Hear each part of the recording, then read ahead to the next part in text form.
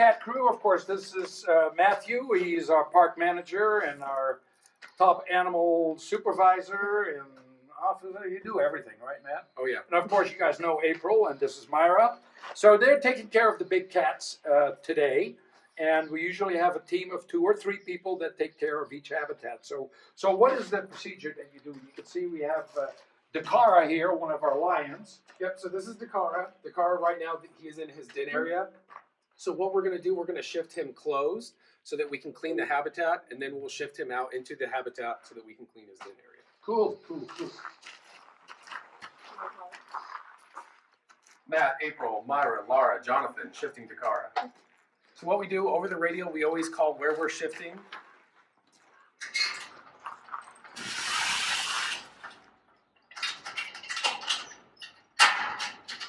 So that's kind of a nice system. It's a newer system that we used to have the overlapping gates. Now we have the sliders, of course, which makes a lot more sense and it's a lot safer.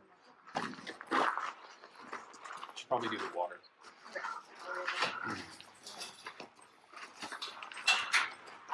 So and then basically, what do you do in the habitats?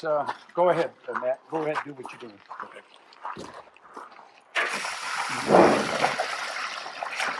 So we do this every day, and we clean out their drinking bowls and give them fresh water every day, right? Yes, sir. And right now, Myra's getting ready to walk the habitat. So usually we will walk the entire perimeter of the habitat. That way we check for any digging, any issues with the chain link.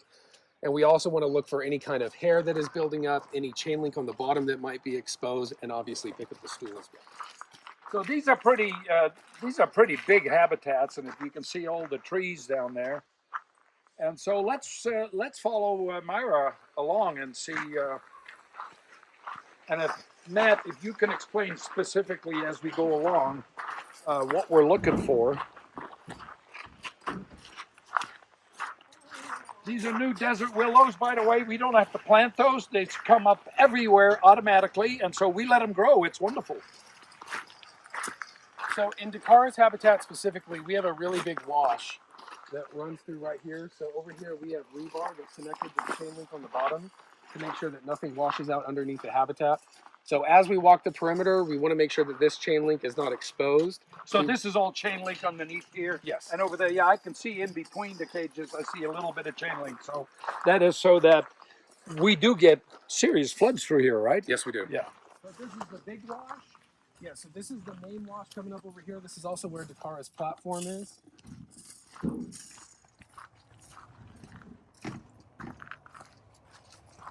And all the cats have different areas where they like to hide, they like to stay out in the shade. So when we go over to the platforms, we want to make sure that there's no nail heads, make sure there's no screw heads, nothing that's sticking out that they can get hurt on. And also, the reason that we did that is because when there is water running through here, lions generally don't like water, and that way they can get from one side to the other via their platforms, which is like kind of like a bridge, right? Yes.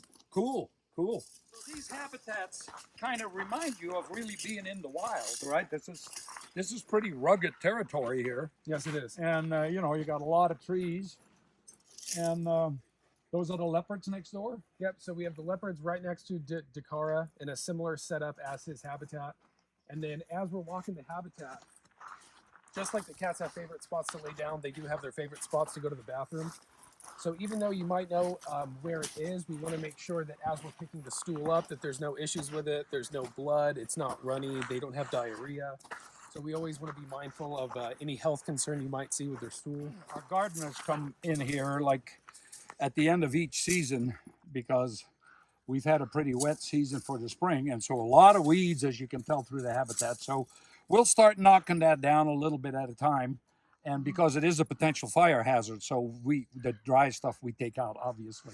But anything that's green, we leave. What a big boy you are. He is such a flirt. Are you a flirt? Ah, are you a flirt? Yeah. What a good boy. Well, thanks, Matt. It was very, very informative. You guys doing a great job. Since you are the park manager, you find it easier to take care of the animals than it's to take care of the staff? And it's about the same.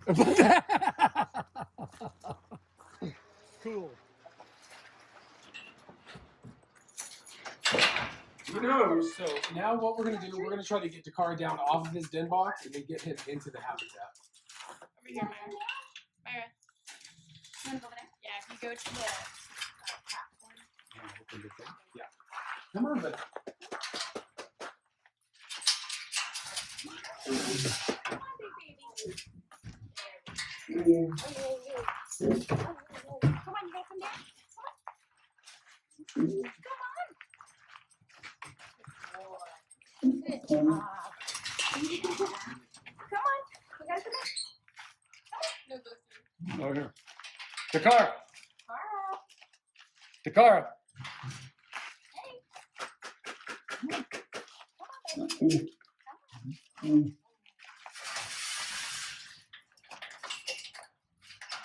Also, you notice, so that's how we shift them. An important note also, you notice that we have about a 5-foot runway in between the habitat so that you do not have a community fence so that animals can hurt each other. So that's the reason we have an extra gate here. And so now you can actually clean his den box and Yep, so now that he is secure outside in the habitat, we'll come in here into the den area. And usually for most of the cats during the winter, they will have straw inside of the den boxes, so we have to clean those out. Right now it's summertime, so what we're just checking for is if there's any kind of bones in here, if there's any urine, if there's anything that we need to clean out of here, but Dakar is usually a good boy. And so if there's urine, what do? You spray it with Odoban, right? So we already have the hose laid out. If there's urine inside of the den box, we have Odoban and we have a squeegee. So we'll just spray inside the den box and get all the water out. And just like in the habitat, we want to make sure that there's no hair accumulating in the den area. So we do break these up every day. Cool, man. Cool. Fabulous.